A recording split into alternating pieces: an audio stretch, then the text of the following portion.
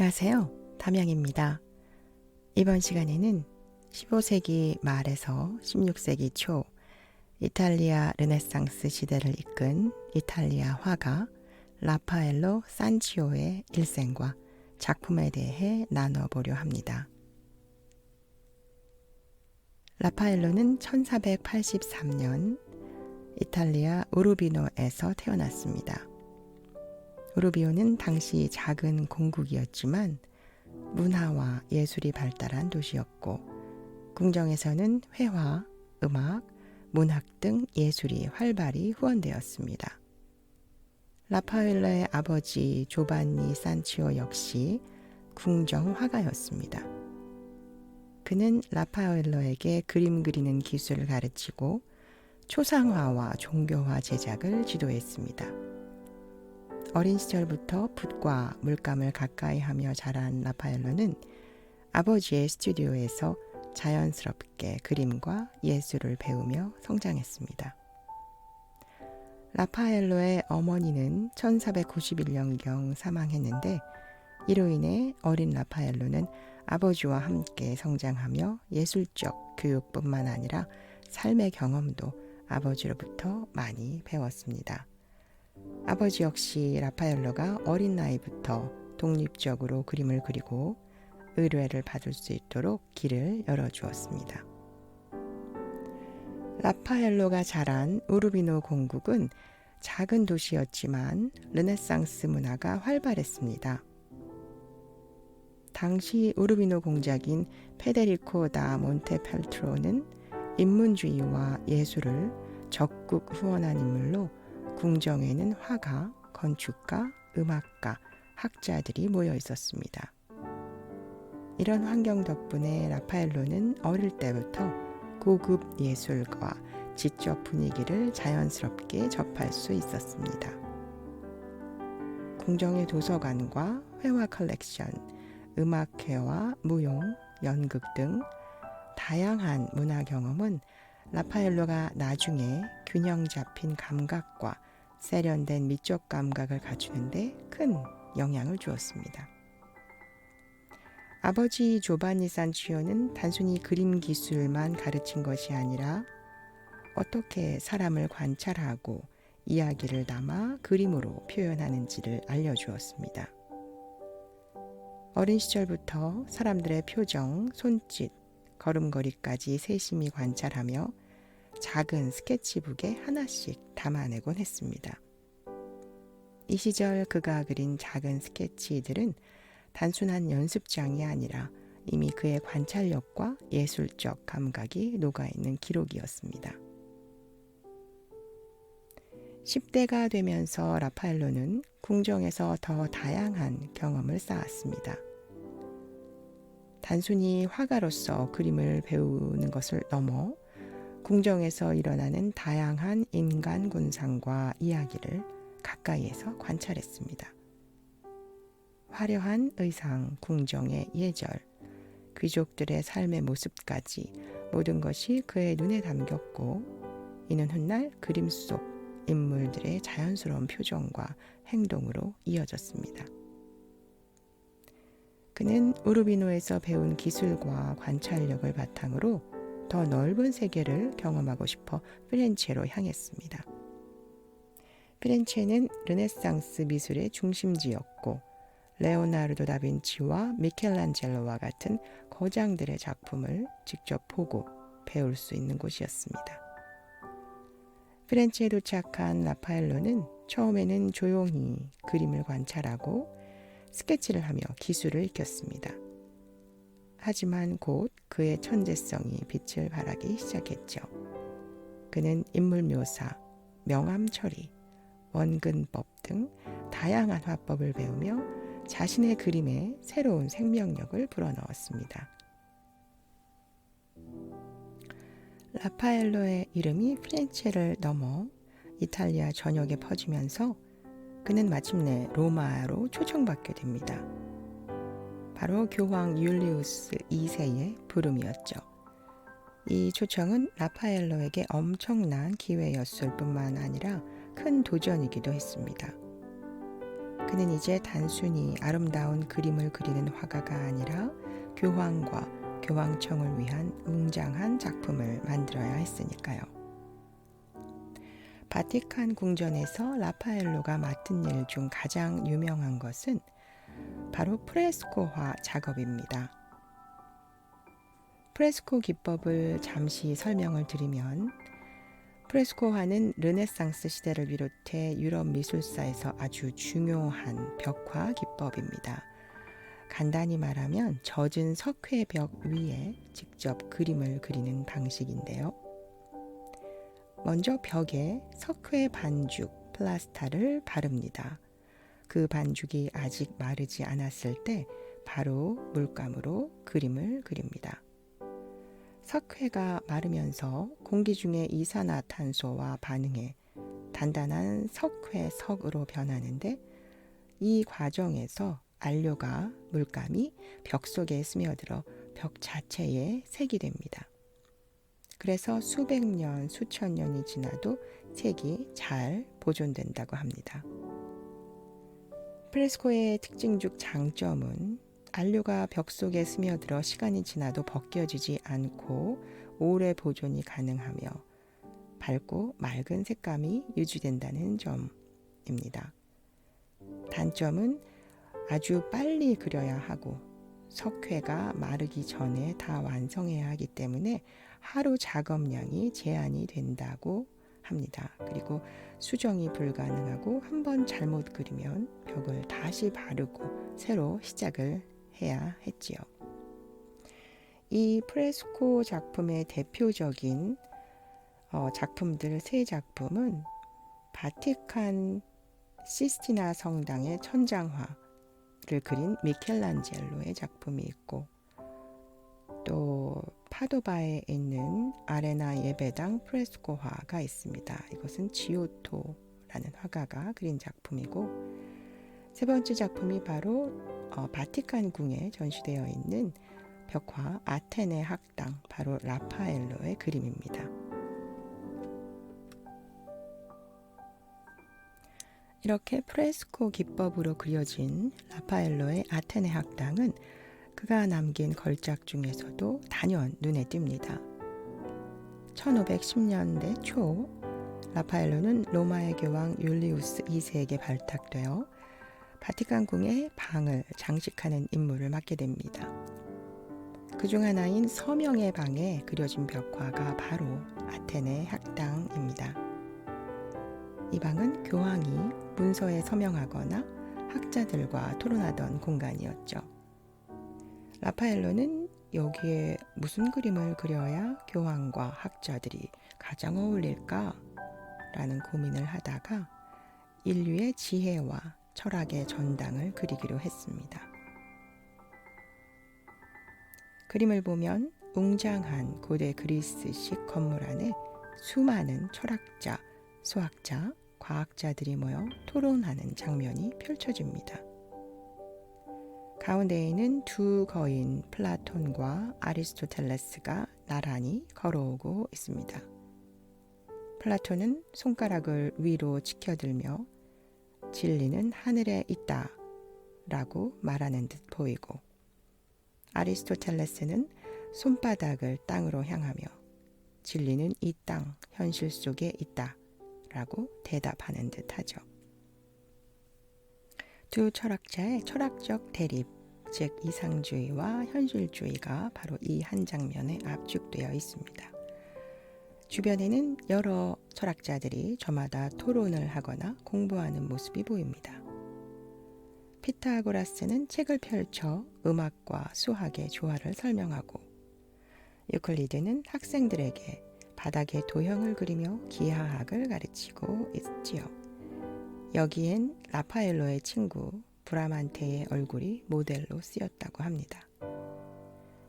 디오게네스는 계단에 홀로 드러누워 태평한 철학자의 모습을 보여주고 있습니다.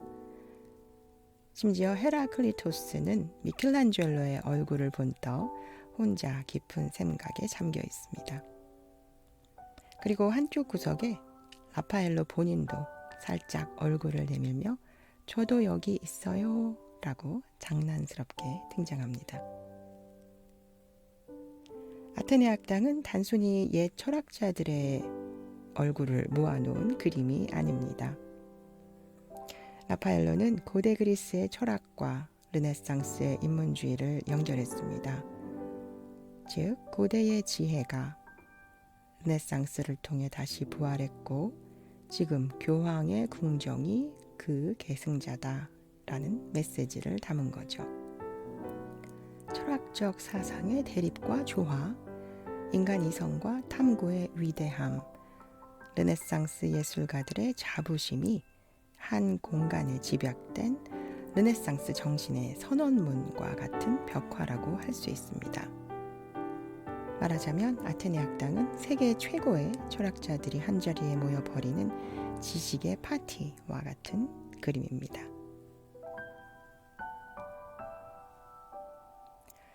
라파엘로 하면 가장 먼저 떠오르는 것이 바로 성모자상, 마돈나와 아기 예수 그림입니다. 그는 평생에 걸쳐 수많은 성모자상을 그렸고 그 덕분에 마돈나의 화가라는 별명까지 얻었죠. 첫 번째 보시는 그림은 초원의 성모입니다.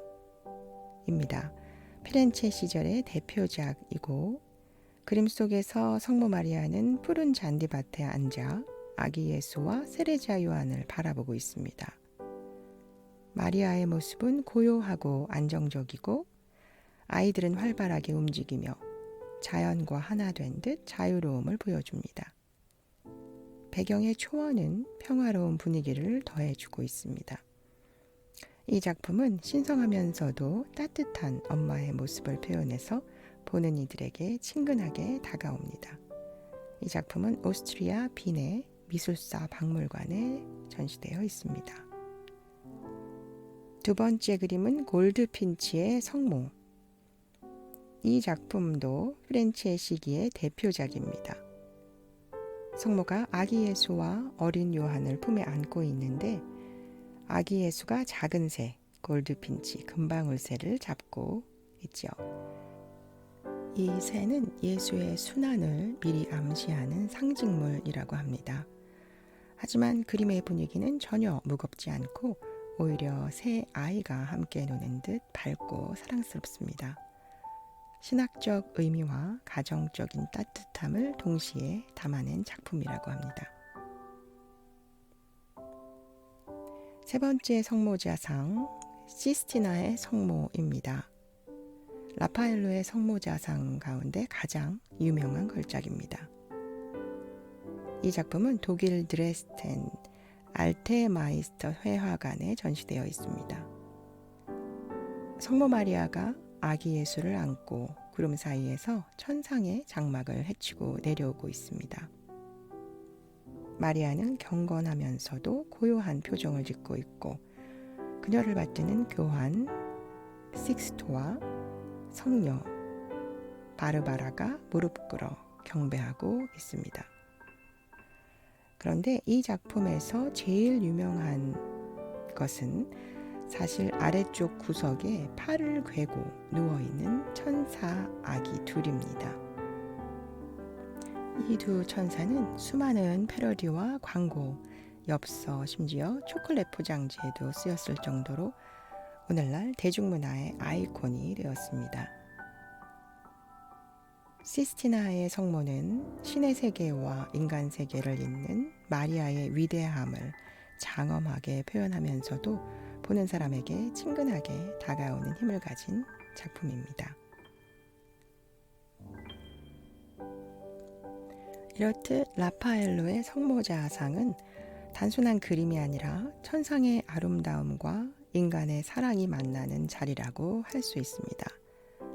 그래서 500년이 지난 지금도 여전히 사람들에게 감동을 주는 듯합니다.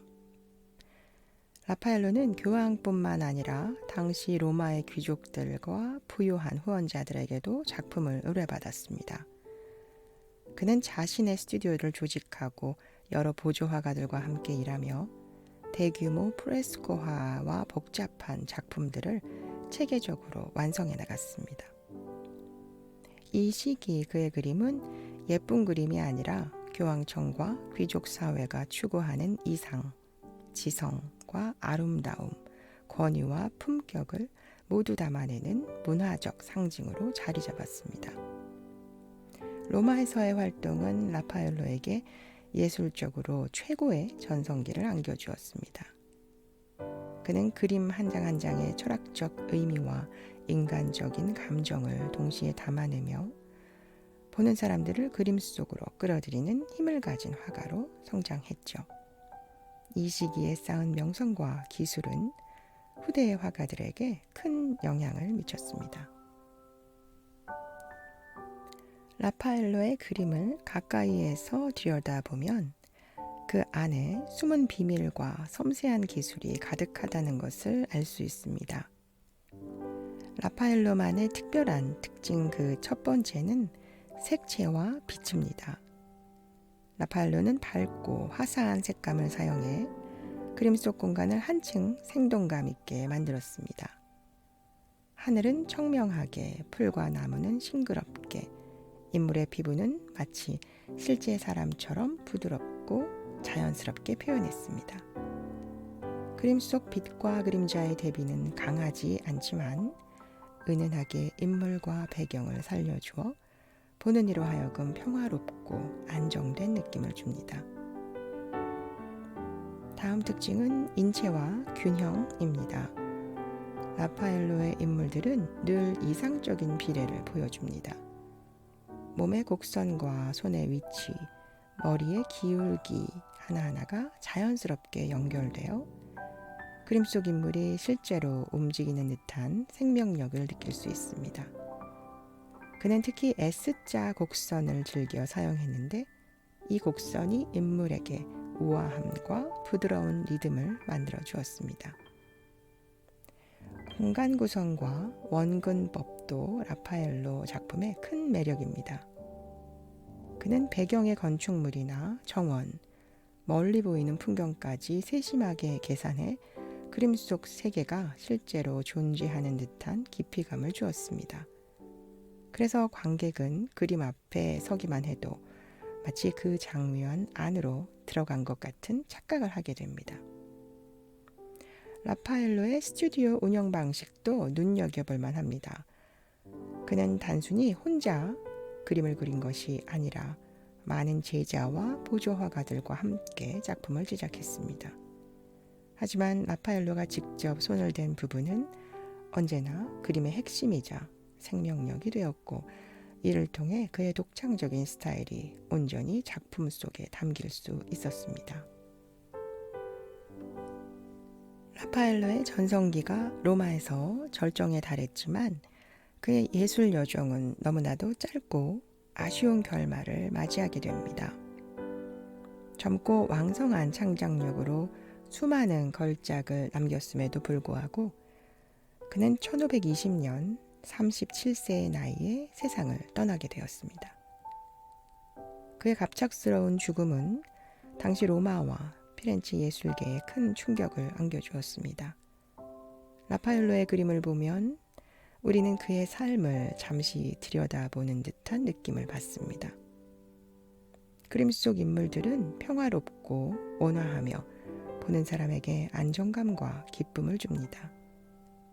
하지만 동시에 그의 그림에는 짧았던 삶의 아쉬움과 같은 인간미가 스며 있어 그가 남긴 예술적 유산이 단순히 아름다움을 넘어선 감동을 주게 됩니다.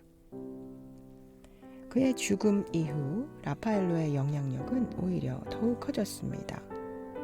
바로크 시대의 화가들, 이탈리아 전역과 유럽 미술계는 그의 균형 잡힌 구성, 부드럽고 이상적인 인체 표현, 그리고 조화로운 색채와 빛의 사용법을 배우고 따랐습니다. 그는 단순히 한 시대의 화가가 아니라 인류 예술사의 길이 남을 르네상스의 빛이 된 것이죠. 라파엘로는 레오나르도 다빈치와 미켈란젤로와 함께 르네상스의 세 거장 중 한 명으로 평가받습니다. 하지만 그는 두 거장과는 또 다른 매력을 지녔습니다. 다빈치가 과학적 관찰과 심리적 깊이를 강조했다면 라파엘로는 평화롭고 아름다운 균형과 조화에 집중했습니다. 미켈란젤로가 강렬하고 힘찬 인체 표현을 즐겼다면 라파엘로는 인물 하나하나의 부드러운 우아함과 편안한 생명을 불어넣습니다. 그의 작품은 아름답게 보이는 그림을 넘어 철학적 의미와 인간적인 감정을 담고 있습니다. 아테네 학당에서는 지성과 지혜, 학문의 이상을 담아냈고 성모 마리아 연작에서는 모성애와 신앙의 아름다움을 표현했습니다. 인물 초상화에서는 개인의 내면과 성격, 사회적 지위를 그림 속에 자연스럽게 녹여냈죠. 이렇게 라파엘로의 그림은 보는 이로 하여금 그 안에 담긴 이야기와 감정을 느끼고 상상하며 몰입하게 합니다. 오늘날 미술사에서 라파엘로의 위치는 매우 특별합니다. 그는 르네상스 회화의 완성자 중 한 명으로 이후 바로크 시대의 화가들 뿐만 아니라 유럽 전역 화가들에게 큰 영향을 끼쳤습니다. 균형과 조화, 색채와 빛, 인체 표현의 우아함 등 라파엘로가 남긴 예술적 유산은 오늘날까지도 미술교육과 예술적 기준에서 표준처럼 여겨지고 있습니다. 오늘은 이탈리아 르네상스 시대를 이끈 화가 라파엘로 산치오의 삶과 작품에 대해서 함께 나누어 보았습니다. 따뜻하고 포근한 성모좌상을 떠올리시면서 잠드시는 평안한 밤 되시기 바랍니다. 지금까지 이야기의 향기를 전하는 담양이었습니다.